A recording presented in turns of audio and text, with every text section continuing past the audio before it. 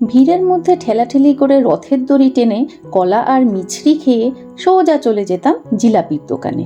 গরম গরম জিলাপি আর পাঁপড় ভাজা, এই ছিল রথের মেলায় যাবার আসল মজা। যতই মিষ্টির দোকান থেকে জিলাপি কিনে খাও না কেন, রথের মেলার জিলাপির যেন আলাদাই একটা স্বাদ। আজকে আমি আসন্ন রথযাত্রা উপলক্ষে একদম দোকানের মতো রসালো আর ইনস্ট্যান্ট জিলাপি বাড়িতে বানানোর সহজ পদ্ধতি তোমাদের সাথে শেয়ার করব। প্রথমেই চিনির শিরা বানিয়ে নিতে হবে।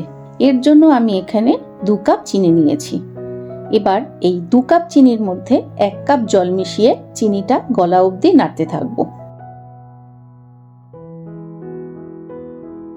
2টো এলাচ ফাটিয়ে দিলাম, এতে শিরার মধ্যে সুন্দর একটা গন্ধ হবে। সাথে কিছুটা কেশরও দিলাম, এতে কালার আর টেস্ট দুটোই এনহ্যান্স করবে। তবে এটা একদমই অপশনাল। এবার মিডিয়াম ফ্লেমে চিনির শিরা বানিয়ে নিতে হবে। খুব সামান্য কেশর ফুড কালার দিলাম।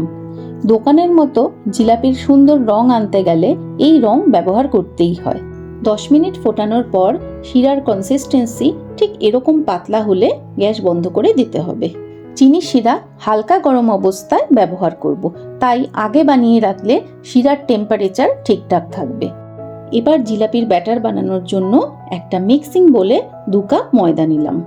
এবার এর মধ্যে 1 চামচ ঘি দিতে হবে। আর ইনস্ট্যান্ট ফার্মেন্টেশনের জন্য দিতে হবে 1 প্যাকেট ইনো। তবে ইনোর বদলে 1/2 চা চামচ বেকিং সোডাও দেওয়া যেতে পারে। এখন ময়দার সাথে সব উপকরণ খুব ভালো করে ময়ান দিতে হবে। এই ময়ান যত ভালো করে দেওয়া হবে জিলাপি তত ক্রিস্পি হবে। প্রায় 10 মিনিট ময়ান দেওয়ার পর ময়দা একদম বালির মতো ঝুরঝুরে হয়ে যাবে।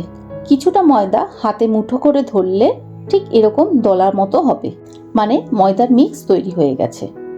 এবার অল্প অল্প করে জল মিশিয়ে ব্যাটার বানাতে হবে। অল্প অল্প করে জল দিতে থাকলে ইনোর রিয়াকশন খুব ভালোভাবে হবে।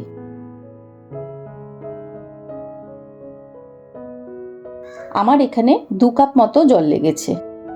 যেই কাপে ময়দা নিয়েছি সেই কাপের মাপেই জলও নিয়েছি।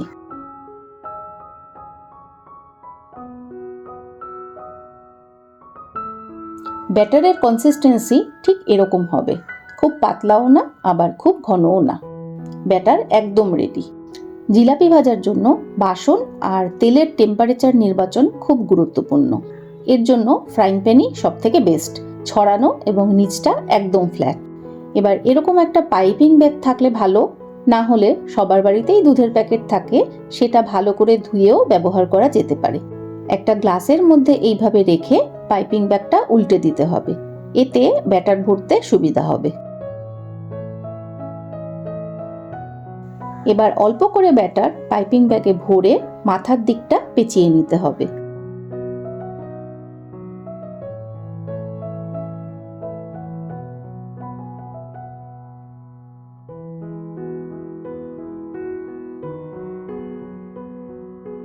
আর সামনের মুখটা খুব অল্প করে কেটে নিতে হবে। এবার তেলের টেম্পারেচার দেখে নিতে হবে। এবার আর কিছুই না, শুধু গোল গোল করে ঘুরিয়ে জিলাপির প্যাচ দিতে হবে।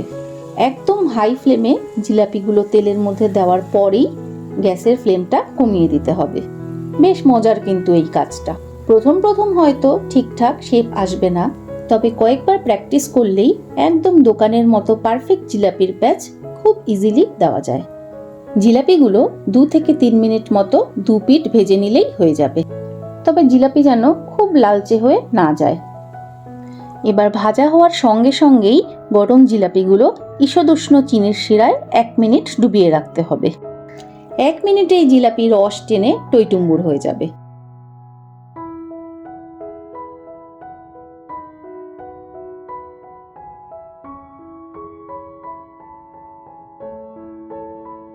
দেখো জিলাপির রংটা দেখো, লাগছে তো একদম দোকানের মতো।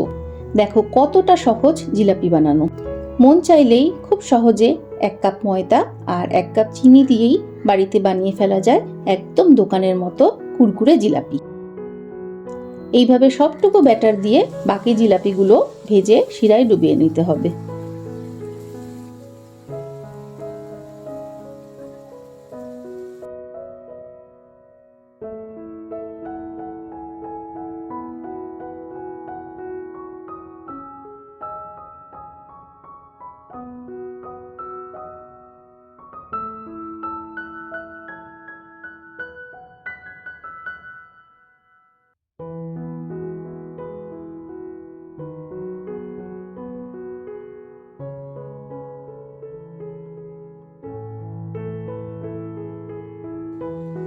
তোমাদের একটা জিলাপি ভেঙে দেখাই। দেখো কতটা মুচমুচে আর রসালো হয়েছে।